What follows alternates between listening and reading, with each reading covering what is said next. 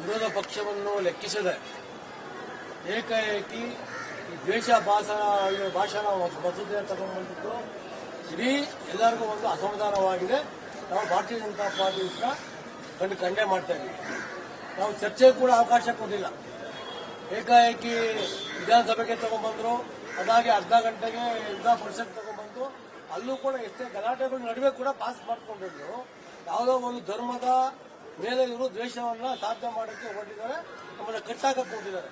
ಈಗ ಕನ್ನಡ ಸಂಘ ಸಂಸ್ಥೆಗಳಾಗಲಿ ಮತ್ತೆ ಬೇರೆ ಬೇರೆ ಭಾಷಣಗಾರರಿಗೆ ನಾವು ಮಹಾರಾಷ್ಟ್ರ ಬಗ್ಗೆ ಮಾತಾಡ್ತೀವಪ್ಪ, ಬೇರೆ ಬೇರೆ ಬಗ್ಗೆ ಮಾತಾಡ್ತೀವಿ, ವ್ಯಕ್ತಿ ಸ್ವತಂತ್ರವಾಗಿ ಮಾತಾಡಲೇಬಾರ್ದ? ಎಲ್ಲ ಒಂದ್ ಕಡೆ ಇವರು ಕಾಂಗ್ರೆಸ್ ಅವರು ಹಿಂದೆ ಏನು ಎಮರ್ಜೆನ್ಸಿ ಮಾಡಿದ್ರು ಇಂದಿರಾ ಗಾಂಧಿ, ಅದೇ ತರ ಇವಾಗ ಒಂದು ಎಮರ್ಜೆನ್ಸಿ ಮಾಡೋದಕ್ಕೆ ಯಾರು ಮಾತಾಡಲೇಬಾರ್ದು. ಯಾರು ಧರ್ಮದ ಬಗ್ಗೆ ಆಗಲಿ ಬೇರೆ ಬೇರೆ ಬಗ್ಗೆ ಆಗಲಿ ನೆಲ ಬಗ್ಗೆ ಜನರ ಬಗ್ಗೆ ಹೋರಾಟ ಮಾಡಬೇಕು ಅನ್ನೋದು ಕೂಡ ದ್ವೇಷ ಭಾಷಣವನ್ನು ಮಾಡಬಾರ್ದು ತಗೊಂಡ್ಬಂದಿದ್ದಾರೆ. ಇದು ಅಕ್ಷಮ್ಯ ಅಪರಾಧ ಇತ್ತು.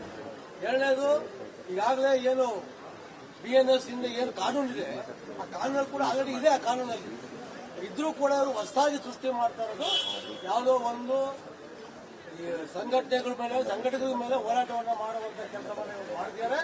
ಇದಕ್ಕೆ ನಾವು ಬೆಂಗಳೂರು ಮಹಾನಗರದಿಂದ ಮಾನ್ಯ ಹರೀಶ್ ಅವರು ಜಿಲ್ಲಾ ಅಧ್ಯಕ್ಷರಿದ್ದಾರೆ, ಮಾನ್ಯ ಸಪ್ತಗಿರಿ ಗೌಡರಿದ್ದಾರೆ, ಇಡೀ ಎಲ್ಲ ನಮ್ಮ ಮಹಾನಗರ ಪಾಲಿಕೆ ಮಾಜಿ ಸದಸ್ಯರುಗಳಿದ್ದಾರೆ, ಎಲ್ಲ ಪದಾಧಿಕಾರಿಗಳು ಇವತ್ತು ಬಂದು ಮೌನವಾಗಿ ನಾವು ಇದನ್ನ ಪ್ರತಿಭಟನೆಯನ್ನು ಸಾಂಕೇತಿಕವಾಗಿ ಮಾಡ್ತಾ ಇದ್ದೀವಿ.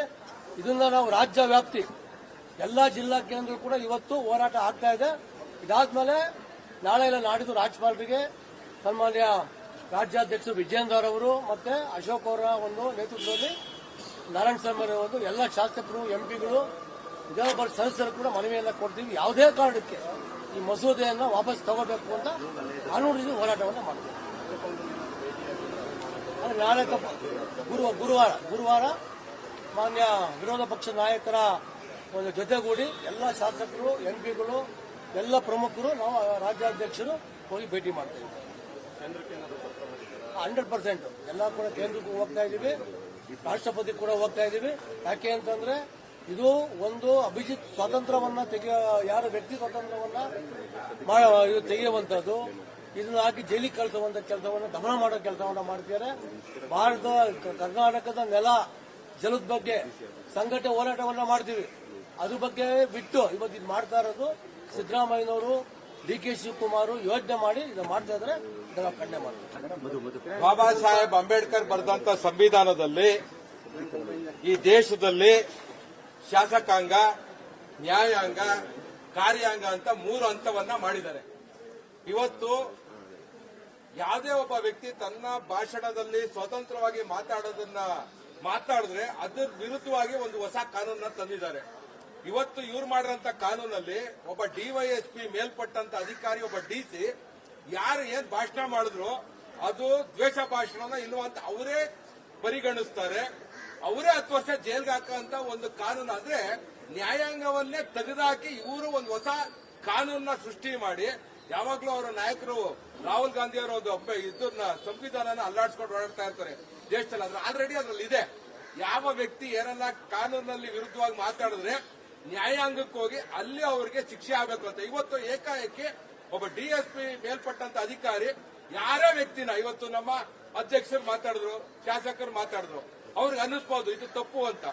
ಏಕಾಏಕಿ 10 ವರ್ಷ ಜೈಲ್ಗೆ ಹಾಕುವಂತ ಒಂದು ಕಾನೂನ ತಂದಿರೋದ್ರೆ ಇದು ಒಂಥರ ಮತ್ತೊಮ್ಮೆ ಎಮರ್ಜೆನ್ಸಿನ ನಮ್ಮ ದೇಶದಲ್ಲಿ ಡಿಕ್ಲೇರ್ ಮಾಡಿದ್ರು. ಇವತ್ತು ಹೆಂಗ್ ಮಾಡಿದಾರೆ ಅಂದ್ರೆ ಇಲ್ಲಿ ಮಾಡಿದ ತಕ್ಷಣ ತೆಲಂಗಾಣ ಅಲ್ಲಿ, ಅದಾದ್ಮೇಲೆ ಬೇರೆ ಕಾಂಗ್ರೆಸ್ ರಾಜ್ಯದಲ್ಲಿ, ಅವರ ಇಂಡಿ ಒಕ್ಕೂಟದಲ್ಲಿ ಎಲ್ಲಾ ರಾಜ್ಯದಲ್ಲೂ ಇದನ್ನ ಮಾಡ್ಬೇಕಂತ ಹೊರಟಿದ್ದಾರೆ. ಇದು ಒಬ್ಬ ವ್ಯಕ್ತಿಯ ಸ್ವಾತಂತ್ರ್ಯದ ಭಾಷಣವನ್ನ ಕಿತ್ಕೊಳ್ಳುವಂತ ಒಂದು ಹತ್ತಿಕ್ಕಂತ ಕೆಲಸ. ಇದನ್ನ ತೀವ್ರವಾಗಿ ಖಂಡಿಸ್ತಾ ಇದ್ದೀವಿ. ನಮ್ಮೆಲ್ಲ ಎಂಪಿಗಳು, ನಮ್ಮೆಲ್ಲ ಮಂತ್ರಿಗಳು, ಕೇಂದ್ರ ಮಂತ್ರಿಗಳು ರಾಷ್ಟ್ರಪತಿಗಳನ್ನ ಭೇಟಿ ಮಾಡಿ ಇದಕ್ಕೆ ಅಂಕಿತ ಹಾಕಬಾರದು ಅಂತ ಒಂದು ಮನವಿ ಕೊಡೋದ್ರಲ್ಲಿದ್ದಾರೆ. ನಾಳಿದ್ದು ಗುರುವಾರ ನಮ್ಮ ರಾಜ್ಯ ಅಧ್ಯಕ್ಷರು ಮತ್ತೆ ನಮ್ಮ 2 ವಿರೋಧ ಪಕ್ಷದ ನೇತೃತ್ವದಲ್ಲಿ ನಮ್ಮ ಗವರ್ನರ್ನ ಭೇಟಿ ಮಾಡಿ, ರಾಜ್ಯಪಾಲರನ್ನ ಭೇಟಿ ಮಾಡಿ ಇದ್ರ ವಿರುದ್ಧ ಈ ಮಸೂದೆನ ಯಾವುದೇ ಕಾರಣಕ್ಕೂ ಅಂಗೀಕಾರ ಮಾಡಬಾರ್ದು ಅಂತ ಮನವಿ ಪತ್ರ ಕೊಡಕ್ ಹೊರಟಿದ್ದಾರೆ. ನನ್ಗೊಂದೇ ಒಂದು ಬೇಜಾರೇನಪ್ಪಾ ಅಂದ್ರೆ ಪೊಲೀಸ್ ಸ್ಟೇಷನ್ಗೆ ಬೆಂಕಿ ಇಟ್ಟವರು, ಒಬ್ಬ ಶಾಸಕರ ಮನೆಗೆ ಬೆಂಕಿ ಇಟ್ಟವರು, ಅವರೆಲ್ಲ ಒಳ್ಳೆಯವರು, ಅವರೆಲ್ಲ ಪಾಪ ಪೀಸ್ ಮೇಕರ್ಸ್ ಅವರು. ಅವ್ರನ್ನ ಒಂದು ಕ್ಯಾಬಿನೆಟ್ ಅಲ್ಲಿ ಇಟ್ಟು ಅವ್ರ ಮೇಲೆ ಹಾಕಿರುವಂತ ಕೇಸ್ಗಳನ್ನ ಹುಬ್ಬಳ್ಳಿಯಲ್ಲಿ ಬೆಂಕಿ ಇಟ್ಟವ್ರು ಎಲ್ಲರೂ, ಮೈಸೂರಲ್ಲಿ ಬೆಂಕಿ ಇಟ್ಟವ್ರಿಗೆಲ್ಲ ವಾಪಸ್ ತೆಗಿತಾರೆ. ಅದು ಪರವಾಗಿಲ್ಲ ಅವ್ರಿಗೆ, ಅವರು ಮೆಸೆಂಜರ್ ಆಫ್ ಪೀಸ್.